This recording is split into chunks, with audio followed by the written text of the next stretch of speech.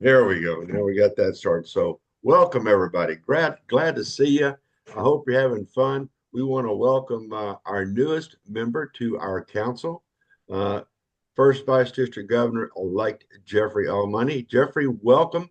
Glad to have you with us, and hopefully this group is not going to just make you go crazy because they're kind of boisterous. So you got to be, don't be afraid to throw some punches in there with them because they're this is a good group. You've come to a great Especially council. Kim. Hey, hey, hey, watch it. You got to watch out for Kim. She's I'm harmless. but Brian told me wonderful things about Kim. So Oh, Lord. Hopefully all true. yeah, hopefully. You never know. So now that all of you have been through your district conventions, congratulations, first vice district governor elects. You now get to drop the second vice district governor from that moniker and pick up the first vice district governor. You have an E on the end of it, kind of like me now. So we all have those E's out there. But I'm thrilled to have all of you in that position.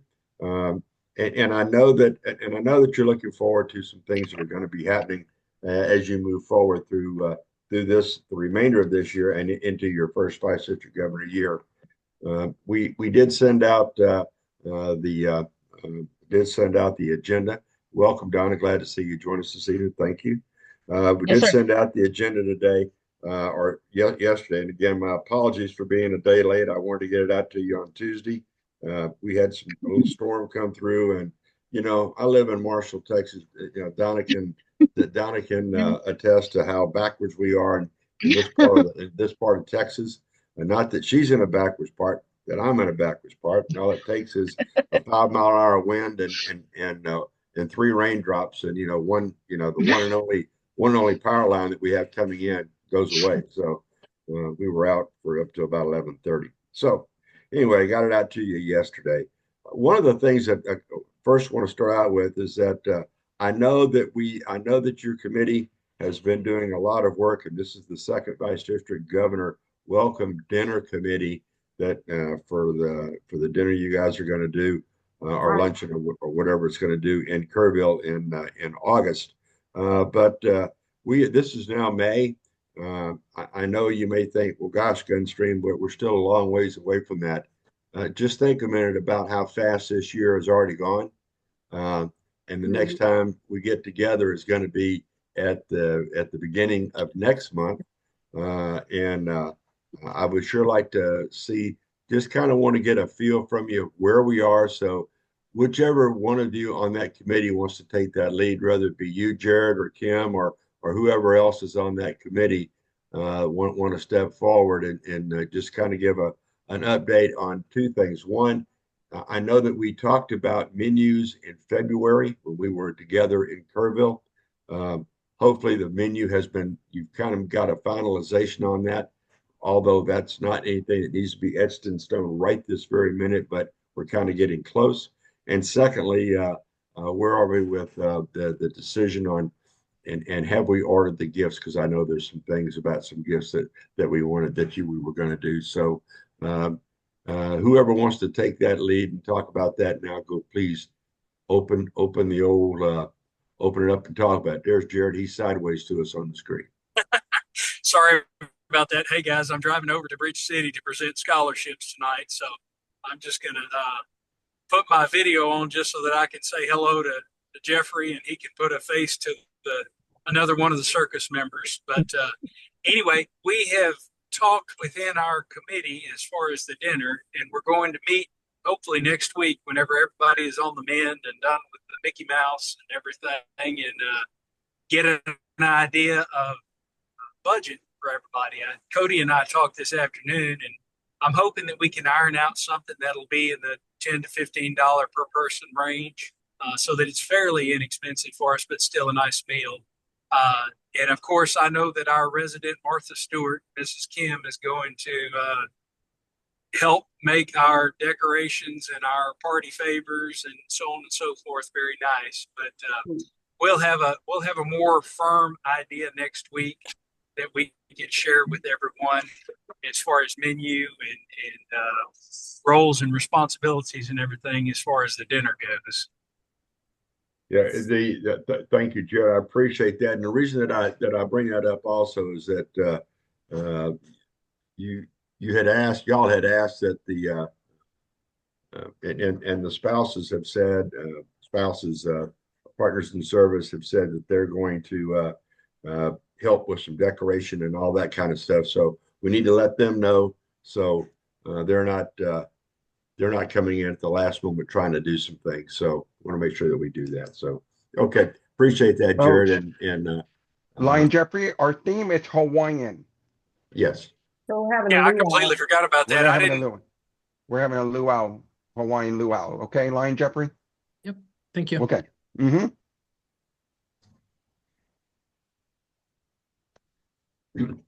Excuse me, I lost my breath there for a minute. I got so excited thinking about that Hawaiian food. I got excited.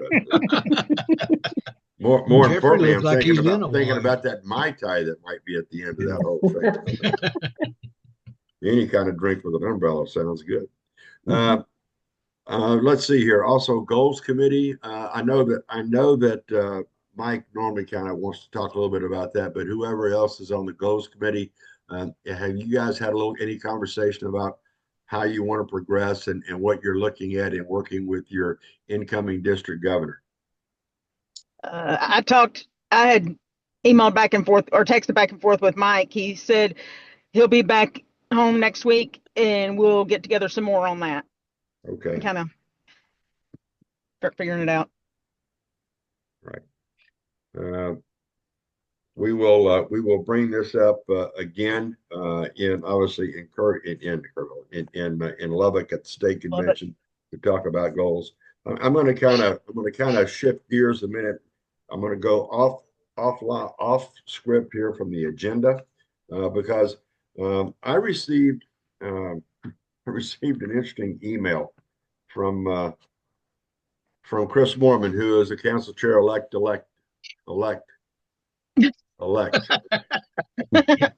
We know Chris.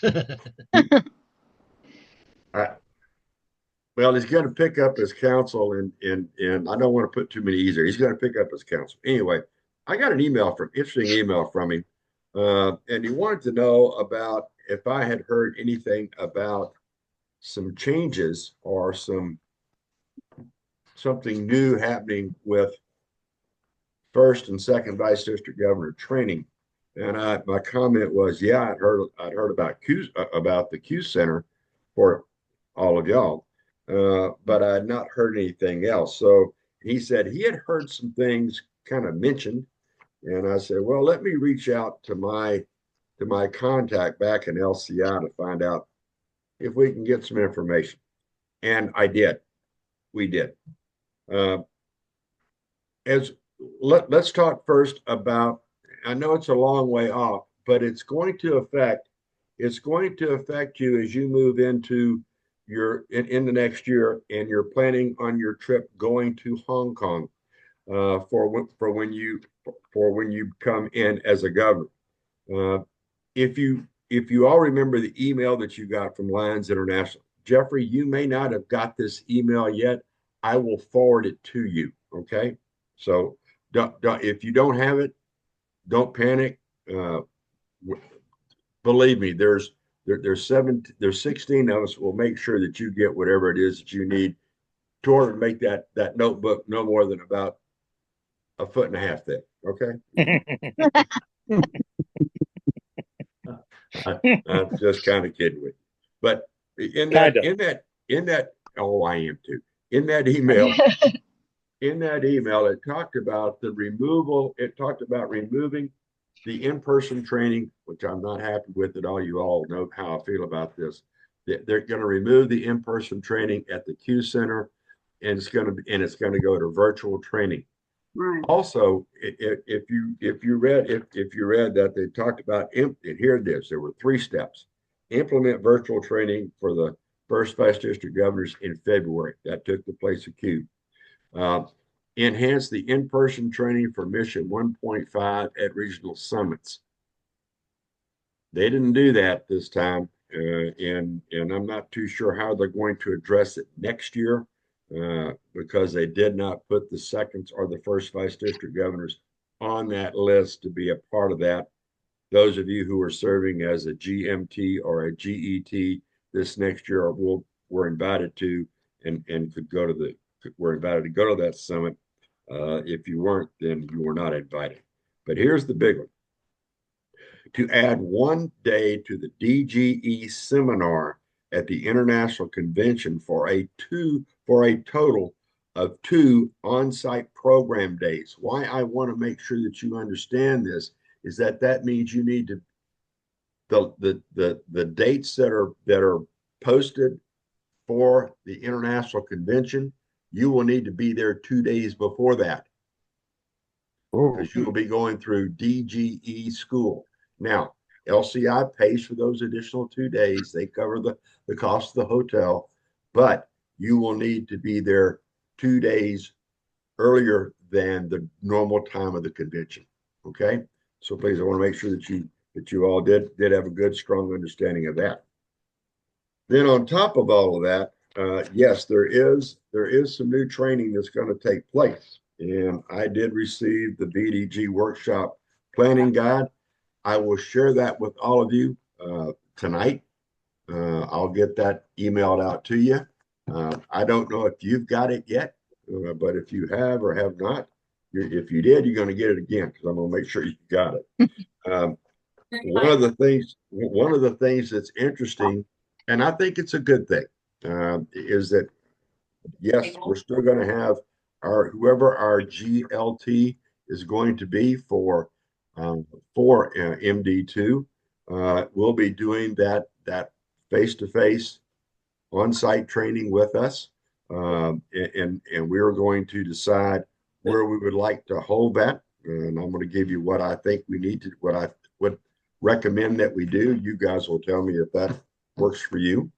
But what I think is really important is what they've done is they have done there will be a combination now, a combined joint session with first and second vice district governors.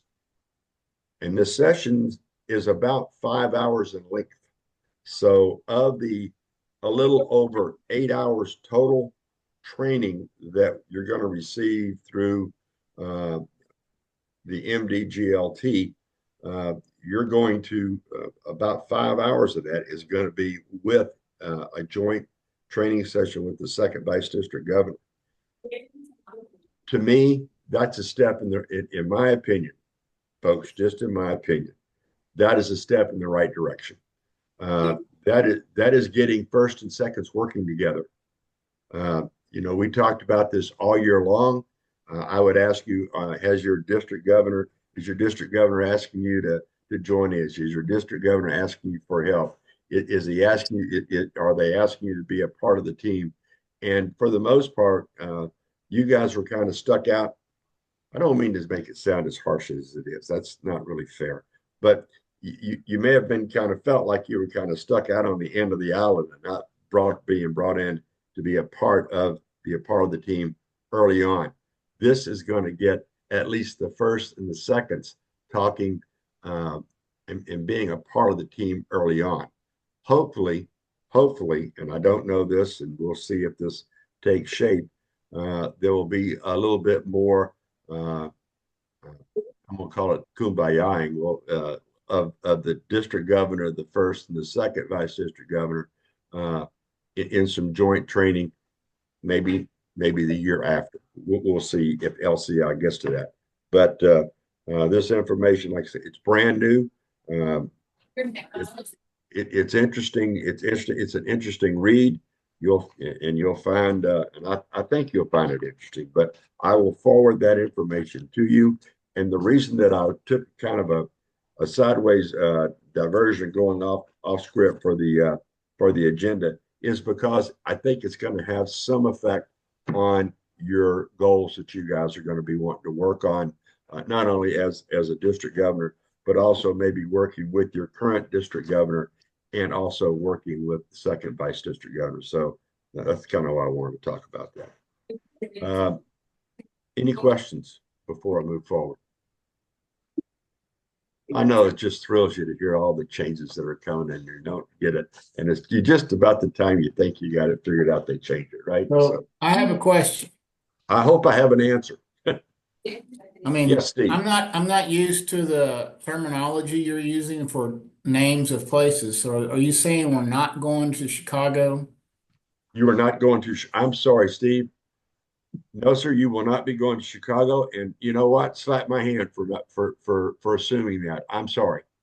The Q Center is actually in St. Charles, which is Chicago. And typically the first vice district governors went there in February of their first vice district governor year for 4 days of training.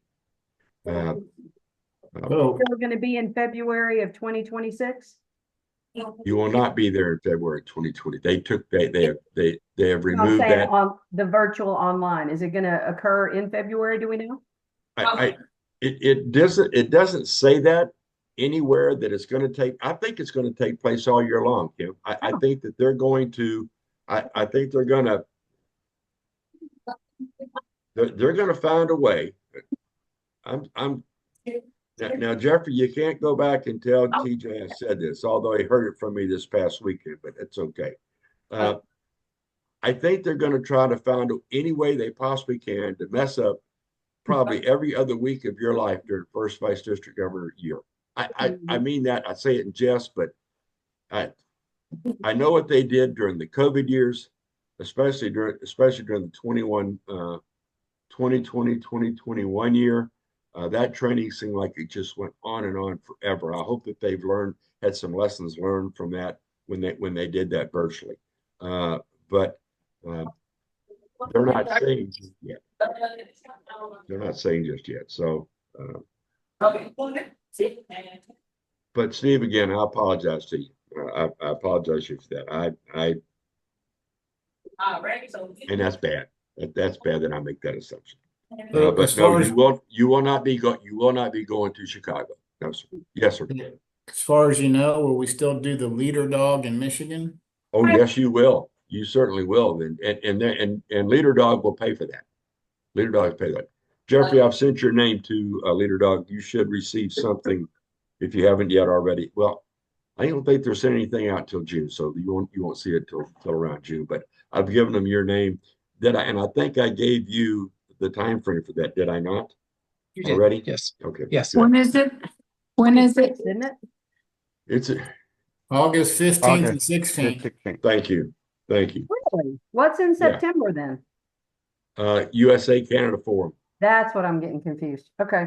So August 15, 16. Yep. And then USA Canada Forum, September. And that's in Atlantic City, New Jersey. Mhm. Thank you, Cody. Okay. And that's And the then- 26th, right? Correct. And then we Correct. have Lions Camp in Kerrville, VIP weekend, June 21st. Got it. Right.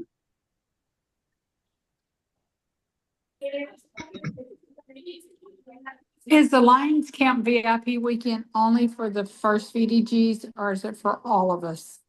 Seconds, first, and DGs? It is. Terry, it is for the first vice district governors. It's also for the newly elected camp directors and any other camp directors that are invited. The camp does the invite. You guys were not invited to VIP last year when you were second vice district governors. So no, the second vices are not invited for VIP, nor are the district governors because they've already been to VIP. Okay, thank you. You bet. Yeah. Any other questions? Any other things that I can confuse you with right now? I say that tongue in cheek only because I know I get it, and I get confused with it sometimes myself. Constitution and Bylaw Committee. You guys have anything you want to talk about yet, or you want to report on? I am the lead on that, and Okay. the last Council of Governors meeting had nothing to report. but I need to get the information out to my council and see if they have any recommendations for changes. But I have a question for you, Chris. Sure. Who was it that determined or that made the rule that second VDGs had to be zone chairs? We know they have to have been president for a year, which is understandable, but I can't find anything in the standard district constitution or the club that says that you have to have been a zone chair to be a VDG. If you go, it is in the standard district constitution and bylaws from Lions Clubs International. However, let me put a caveat on that, Diane. The only requirement is that they had to serve as a club president, and two, they can either serve as a zone chair, or they could serve as a member of the cabinet, or as or as one of the G's, GLT, GMT, GET, GST. That will take the place of the zone chair. Well, that makes sense, because when you look at the district, there's a disproportionate number of Lions members versus zone chairs versus zones. So I just didn't understand why zone chair was a requirement. Well, for years it was a requirement because Lions, for lack of a better term, Lions Clubs International views zone chairs as being mini district governors. You are now responsible for more than a club. You're responsible for a number of clubs and representing and supporting so many Lions. So it was another step in that leadership rung as you went forward into leadership roles within your district. So that's kind of why that was there. But this year they added the G's, if you will, those again, GE, GL, GM, GS, to the list of positions that could be held that would supplement serving as a zone chair. Okay. Where is that in writing?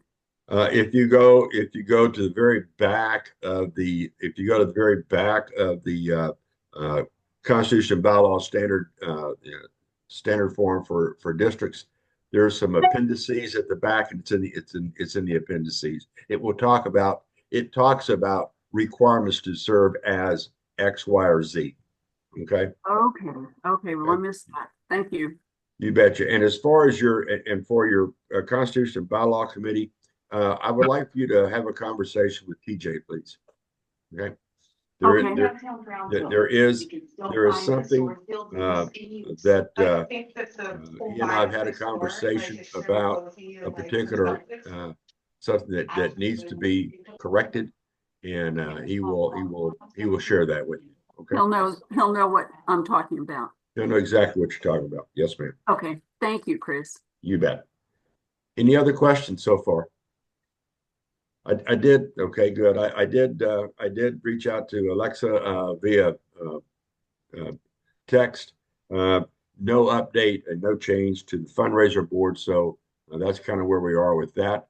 Your delinquent $20 over to the fund. I paid that today. I know that Terry thought I was just shining her on, so I sent her a copy of the check and a copy of the envelope with the right address on it going. So there's no excuse on my end.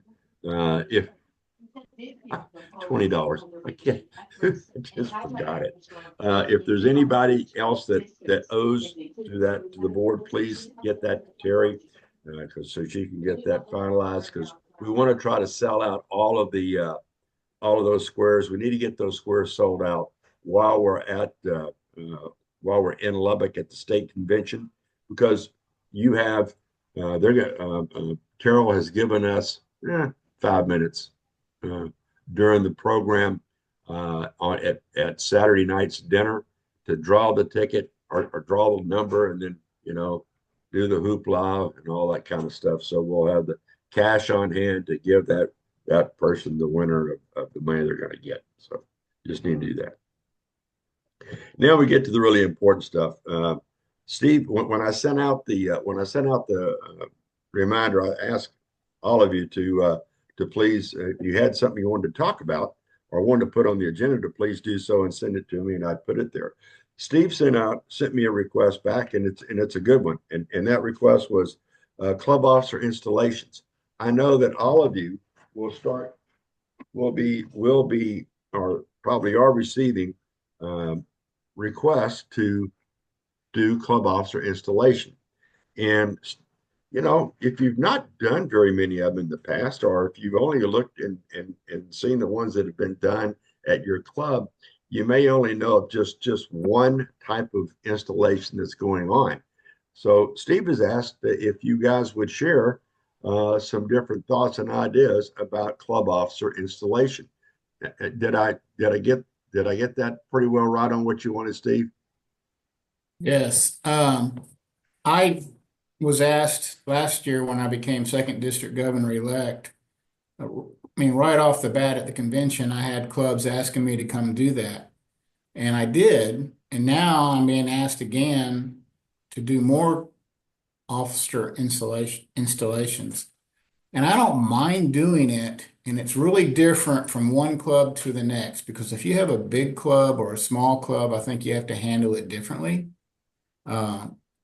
And I just would like some fresh ideas instead of just keeping it very by the book. I mean, some clubs make this officer installation a banquet and make a big deal about it.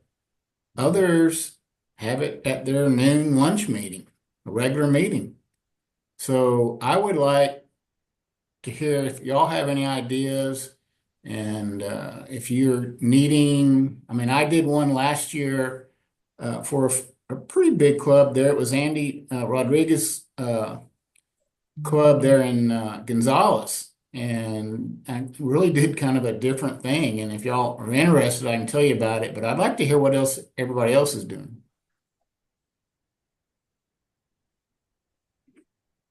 Anybody gonna speak? Yeah, anybody want to speak up? Sure. And yeah, Chris, There's a whole like script almost in the on the portal or somewhere. I got it last year and used that. If you actually go by it, it takes a long time and it's kind of boring. So, but it's got some good stuff in it. If you could take that and digest it and boil it down to about half of what's there, it would work well. Well, I mean, boring's not good. And no. I mean, we all kind of know, you know, when you induct new members into your club, there's different ways to do it. A few years ago, when I was leaving as the president of my club, we had Lisa Free Martin came and installed the officers. Because we kind of do a big banquet event when we have ours. And she did a great job, and she kind of took something that I think some even 4-H clubs do, where, you know, everybody came up one at a time for their club officers, and each one got a different type of candy bar. Like, yeah, the candy bars got the million. Yeah. And you've seen those. I did a different one for Andy's club. I was just curious. If the club doesn't want to make a big deal about it, just go by what you see online and just say, hey, induct them, and fine. You can always do one. There's a baseball one you can do. I've done one that's baseball. I've done one that's been with keys. You can do all kind of just to, you know, kind of and write your own script to it. I mean, it's nothing that that there's, you know, you really want to have a couple things in there. You want to have that, you know, the office that they're going to serve.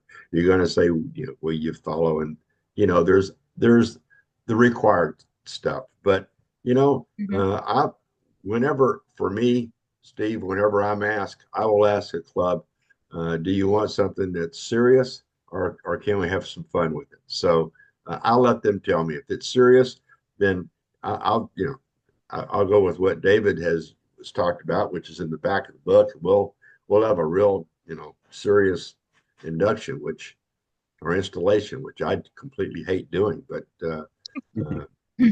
I'd rather, I want to have some fun with it. We do to me, but I know that Lisa does the 4-H one, which is the candy bar. There's also a couple of other candy bars. Terry, you have in your district, you have Ed Stiles, and I don't know how involved Ed is anymore, but Terry could maybe reach out to Ed. Ed does one where he incorporates not only candy, but he has this whole thing that he does through Star Wars, and it's hilarious. I mean, he gets the entire club involved. So, Steve, there's a lot of them that are out there, and some that you can just make up on your own that you think would be a lot of fun. I'd like to know something about that one. If you can, send me an email maybe tomorrow about that baseball one. Sure, I will. Okay.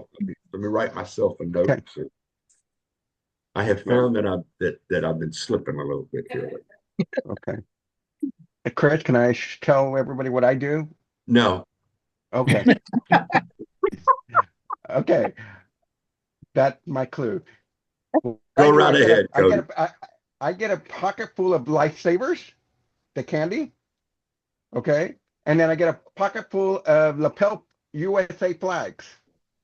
All right. So each one comes up and I hand them, let's say we're going to go with the treasurer, which is the most important person.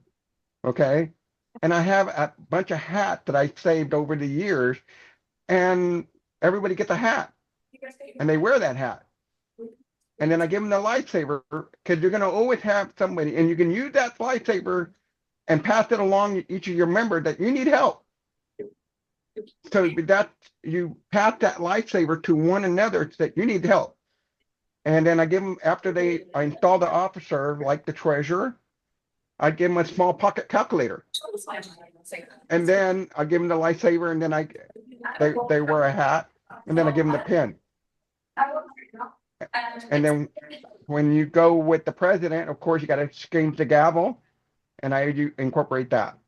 But once again, I use the hat, the lightsaber, and the lapel pin, the flag, so they can put it on their vest.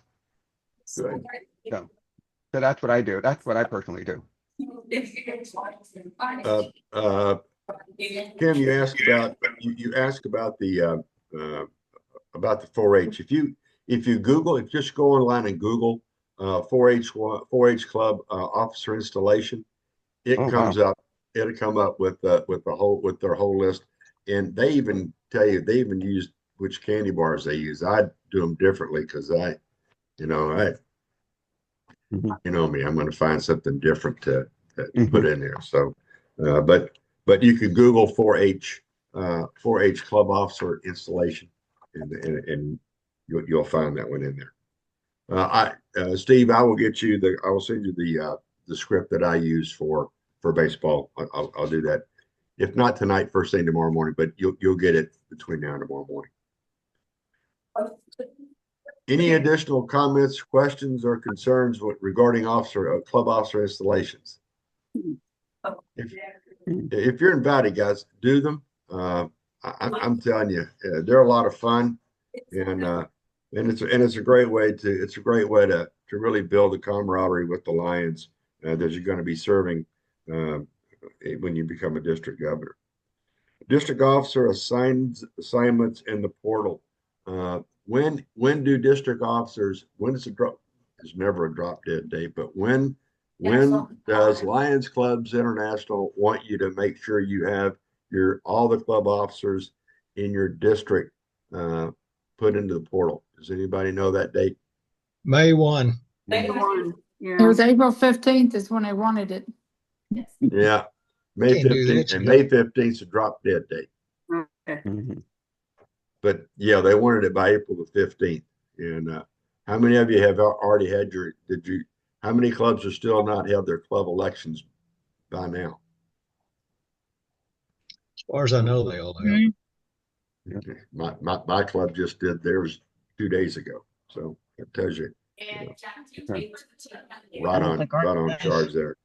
But please make sure, as you go through that, just make sure that your clubs are entering those club officers in there. All of you have access to that, so you can see that club officers are being inputted for the next term. And you know, I know it's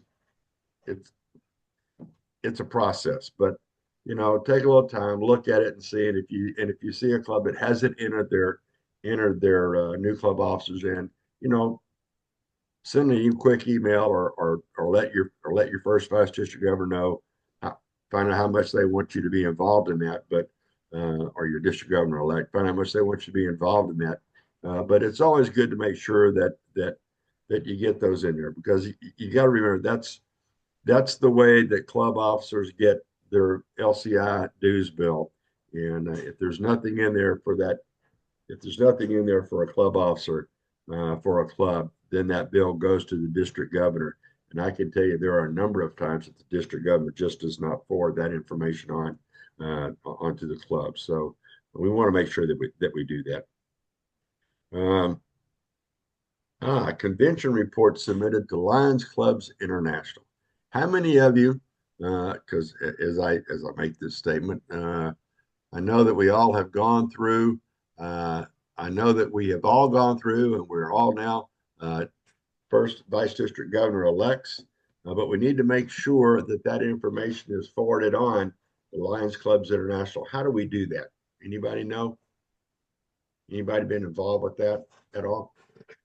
Our district governor has already submitted the form with the new DG first and second. And that does not surprise me. There's no doubt that Devin would make sure that was done, and that's good. I don't mean that to be anything other than what Devin does. Let me do this here. Let me just do this real quick. In my district, it's not going to be the current district governor. It'll have to be the district governor elect. Right, that's what it is. The new district Yeah. governor coming in, the Oh, first. okay. I thought you said district governor. No, the one coming in and the first and the second. And It's that form. there's what the form looks like, and so that's what Kelly would put out. And I'm sorry, I said the district governor. It's what Kelly would put out. It talks about the everybody that's been elected, all that kind of good stuff. You do see where the district governor has a signature line here. Kelly will have to do that for him, and anybody can do that. It doesn't necessarily. I would rather have the district governor do it, but the incoming DG can do that. So you do have that in that form. That form for all of you, if you're looking for that form, if you need it, all you have to do is go to Lions Clubs International to the web page.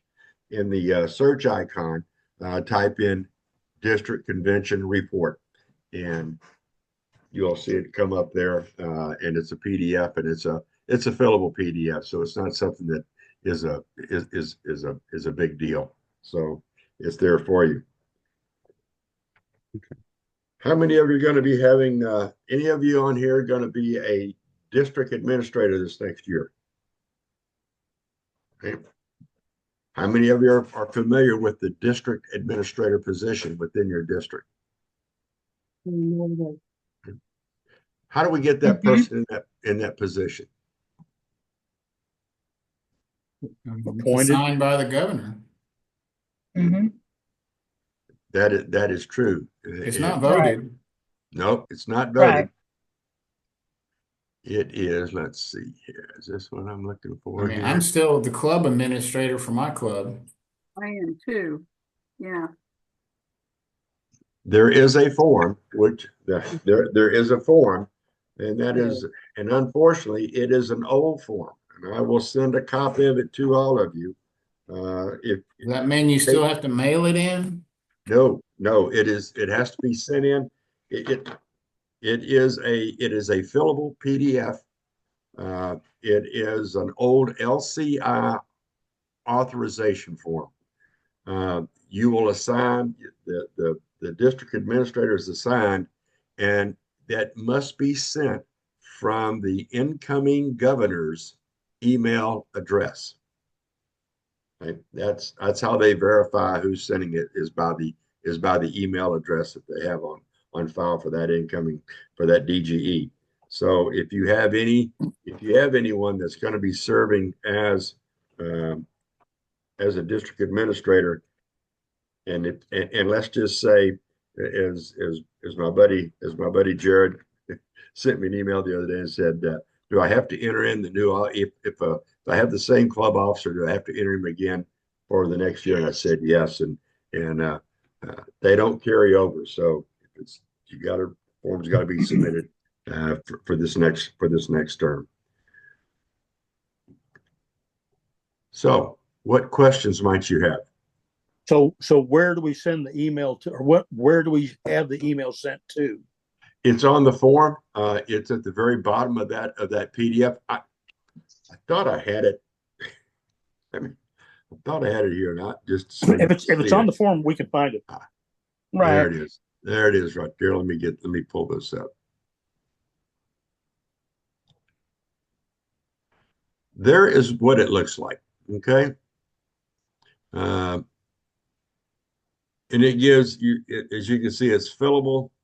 You have, and this right here, in this little area down here, it says name of the person authorizing access. That is the district governor-elect, and their email address goes in that little blank there. You'll see here, it goes to Member Service Center at lionsclubs.org. That's who it goes to. Thank you. You bet. But I will send you a copy of that. If you need it, whether you need it or not, you can throw it away or whatever, but I'll send it out to you. Whatever you need. What is a district administrator? Good question. Anybody want to answer that besides me? I would say that the district, well, it's similar to a club administrator. I mean, it has kind of the same powers as a club secretary. They can enter and make changes to membership. It's almost the same as a secretary, but they're not the secretary. They can help all the different clubs with when they have officers not in the right assignments. Yes. Right. At the district level, they're very helpful because people that don't have a good secretary or know how to enter officers, they can do it for them. Exactly. I thought so, but I wanted to make sure. And where they come in very, very handy. And believe me, I hope to goodness none of you will ever experience this. But you have a club who a member or two get sideways, get crossways, they quit. And let's say one of the members is the club secretary, and they just remove themselves as the club secretary. They quit. Guess what? They don't put anybody in. Nobody. Don't put anybody in. So guess what happens? Nobody has access.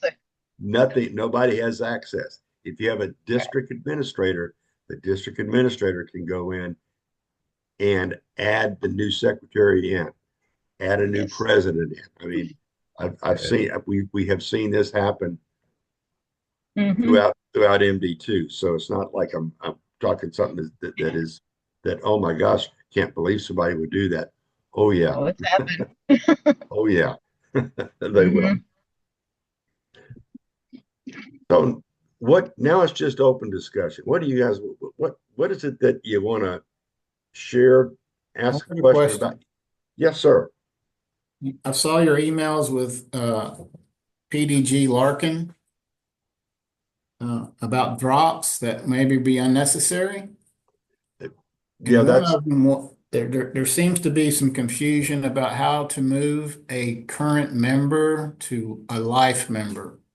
Is there some clarity on that?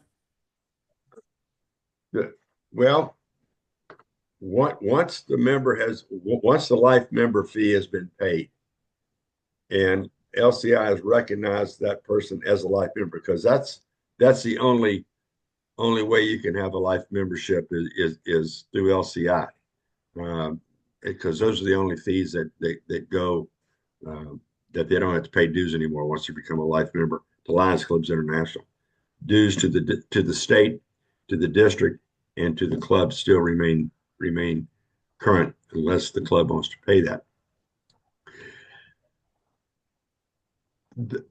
There seems to be some, Steve, the question that we grapple with in this is that people felt that they had to drop somebody in order to move them into a life member category.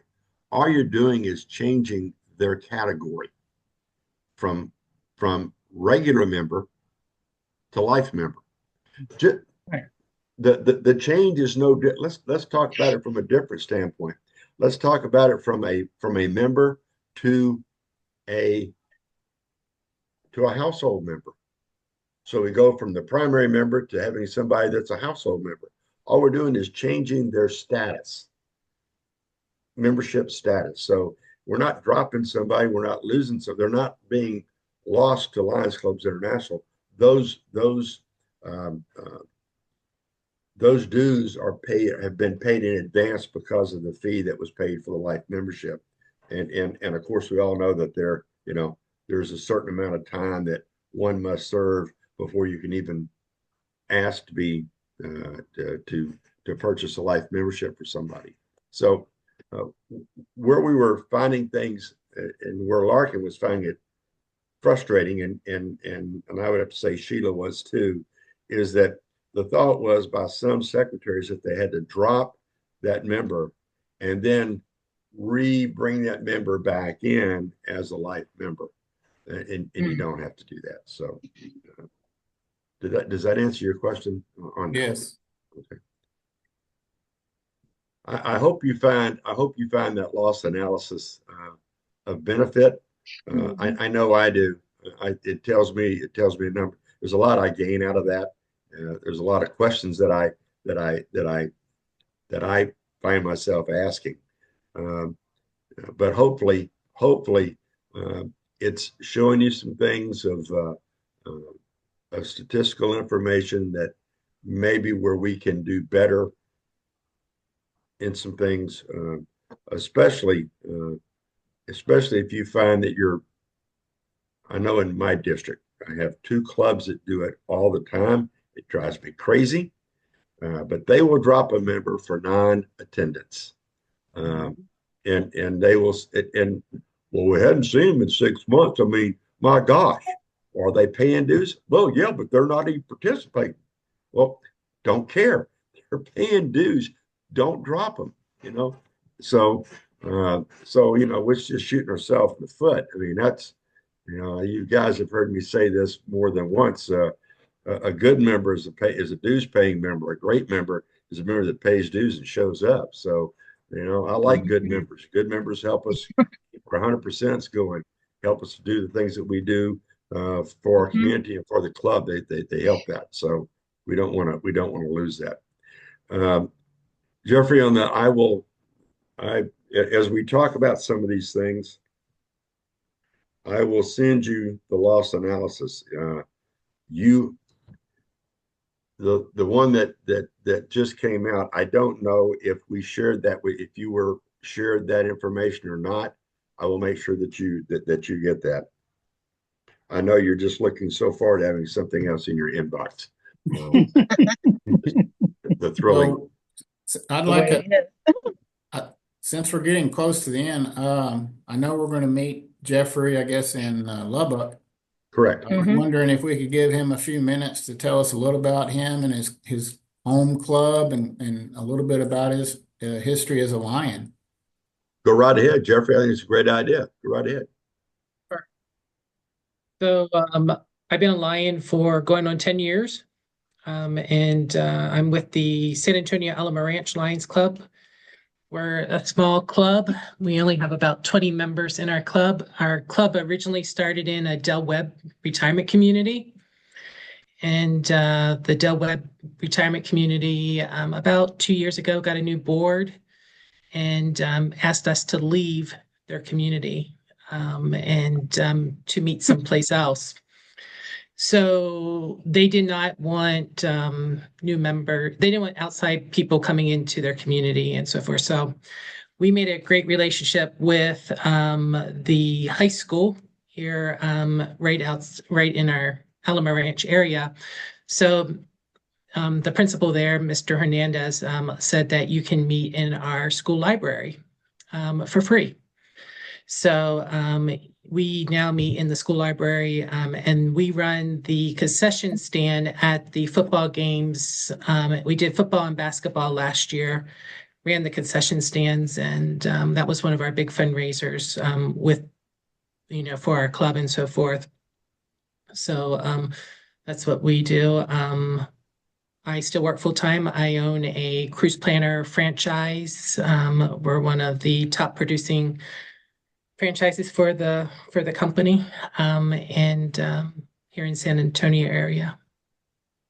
And some of the other things we do in our club is we do a lot with the Peace Poster Contest.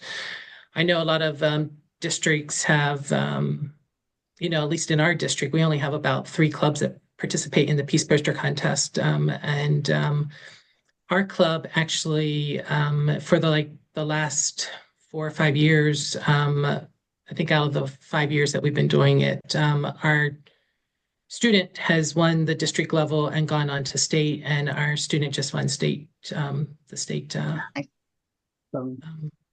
So we're very involved with the art department at the middle school here in our community as well. What high school do you meet at?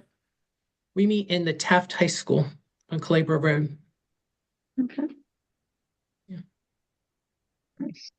And what's your passion at, Steve? What are your hobbies? What are my hobbies? Yeah. Well, of course, travel. Travel and cruising. I'm leaving for Japan on Monday. So Wow. Yeah. Wow. so that, and I do a lot with my family history and so forth. So that's my hobbies. Interesting. Well, we are certainly glad to have you as part of this council. And I know that I know you're going to have questions. That's good. Please ask away. I know you have a strong relationship and support group with Mike and with TJ there within your home district. But please don't be bashful. Don't be shy about asking me or asking any one of your fellow governors some questions. Okay, because it's this is a good group of people you're coming into here. I got to tell you, I was very fortunate when I met them all last year in Amarillo, and even after a year of being with them, I'm still have to say the same thing. I'm very fortunate to have them. I don't have anything bad to say. So you're really coming into a very, very good group and a very dedicated group of Lions. And smart and beautiful and intelligent and I didn't want to lie to him at the beginning. Hey man, you gotta talk it up here. What did you step in? I'm taking hydrocodone. I can say whatever I want right now. Yes, yes, They you know may. how to disco. You're on those pills. Okay. Yeah. Yeah. They don't make you that goofy, but it does help with pain. But I'm like, what would happen if I took 6 of them? Not that I would. But 1 is plenty. But we are cute and You are. intelligent. Yes, and all of you are nice cute, and- and for the majority, most of them are intelligent. Except that one. Bless his heart. Yeah. So Chris, one question. So we don't Yes. have to do the hospitality in Lubbock, correct? You do not have to do the hospitality in Lubbock. I was kind of hurt my feelings a little bit. I that's twice now that they've done that to us, and so I checked that with him twice to make sure that we're not going to get embarrassed for not having a hospitality room. So, but I will tell you, I will tell all of you the host hotel we'll be using in Beaumont during our 26, 27 convention is the Elegante there.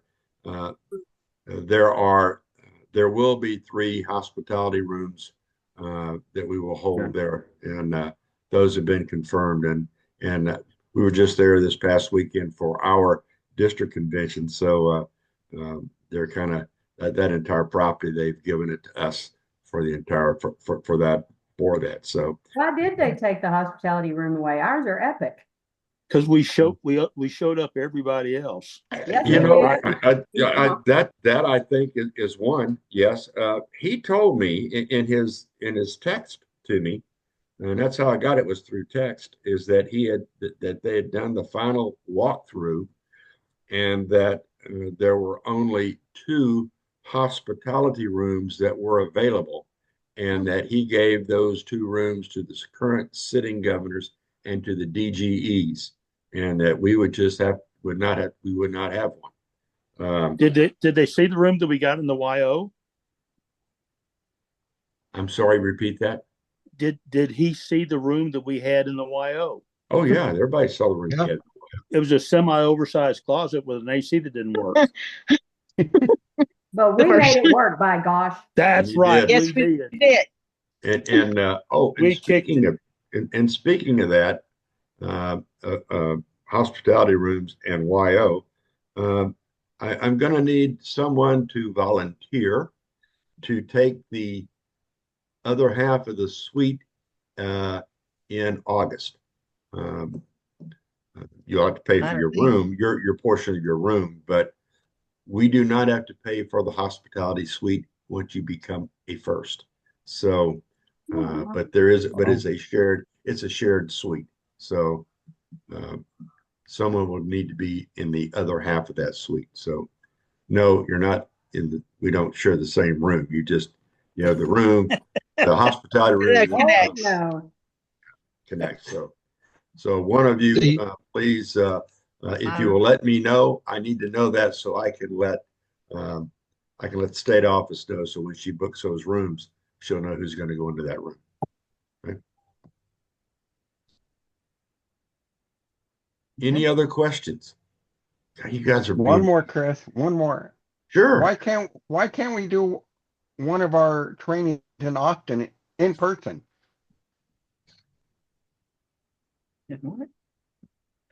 Training. Like do the training for, we were going to go to Chicago, correct? Right. Why can't we do it in Austin Central and do it in person and not a Zoom? But because that's not how Lions Clubs International has it set up, Cody. You're going to do in-person training with the global leadership team coordinator, whoever that's going to be. There's 2 people that have applied. I hear there's 2 from S2. We have Paul Moore, and then from S4. I heard yesterday Madeline Birdsong has dropped her name in to do that. So whoever the state GLT is, they will deliver that training.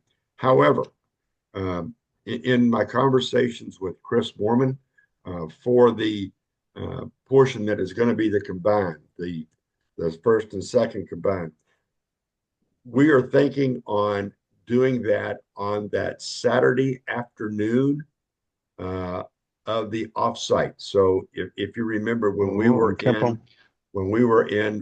all in San Antonio, we were done by about noon on Saturday. If you remember, everybody started that training that the first vice district governors were doing their training. They were going to begin about 1 o'clock. Well, that's what our thinking is. That we'll begin at about 1, get that over with, because you're already there. Just be one more night. We have put in for some money to help cover a little bit of that cost. So so that'll do that. Now, the other side of that is that we have about 3.5, 4 hours worth of additional training there that is just for first vice district governors. My suggestion is that we come in. You guys will tell me if it will work for you. I don't want us to have to make us travel somewhere extra, but I would like to see us maybe come in on a Wednesday afternoon into Kerrville, either in August or in February, to do that 4.5, 5 hours worth of about 4.5 hours, about 4 hours of training that we need to get done, and that will fulfill the training requirement for this year for y'all, for next year for y'all, because as you know, there just isn't enough hours in a weekend for us to get all that done. So, Right. So again, I'll throw that out there. This obviously will be shared with the council, this particular recording, and then y'all talk amongst yourselves. Let me know what it is y'all would prefer to do. I know I'd like to get it done. I would like to see you get your first vice district governor training done in August. That may be a push for some of you, but I'd like to see that get done on that Wednesday afternoon before we get started on Thursday at the Council of Governors meeting. But again, that might be a push. If it can't be in August, then we'll be looking at February. So you let me know, and we'll make sure that we plan that and make sure that our GLT is there for us. So do that. Thank you, Chris. Any other questions? Any issues that anybody's having? Chris, if you could call me tomorrow afternoon regarding some stuff in 2X3, I want to throw past you. Of course. Got some developments with the second that has become interesting, and I'm curious how best to probably deal with it. So I could use your advice. Okay. Which time would be better, morning or afternoon? Sometime I've got a luncheon that a friend's picking me up for business networking, and then I'll be back probably by 2. So anytime after 2. That's great. I've got to do a little yard work, and that'll be me time to have a beer by myself. Cerveza. Yeah. Absolutely. Figure out how to make it work. There you go. Figure out how to use the phone without. I need that beer to figure out the phone. Guys, again, thank you very much. Please keep Ryan in your thoughts and prayers in that, because I'm really kind of worried about that young man. Yeah. I really am worried about him. So please keep in your thoughts and prayers. Again, if you have any questions or have anything that if you need some help, holler at me. I'm here for you. Until we see each other again, which will be in Lubbock, I'm looking forward to seeing everybody there. And please be safe, have safe travels there. And again, Jeffrey, we welcome you. We're glad to have you as part of our little group of governors. I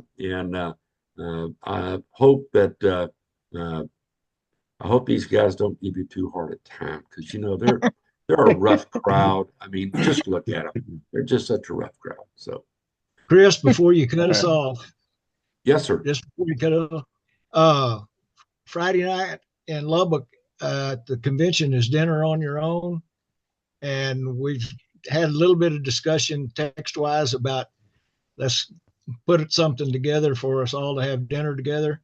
So I will be looking for a good spot for that, and everybody just plan on it. Okay. That sounds good. I'm not inviting myself, but it sounds good. So you're always gummit. You know you're invited. So this is your council, not mine. You've heard me say it too many times. I'm just the old guy sitting in the corner. So I'm older than you are, so we were thinking Chris could pick up the tab. Yeah.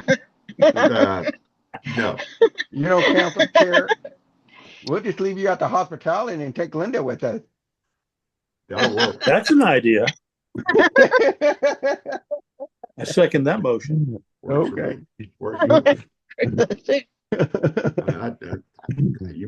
You don't hear me complaining, do you? Huh?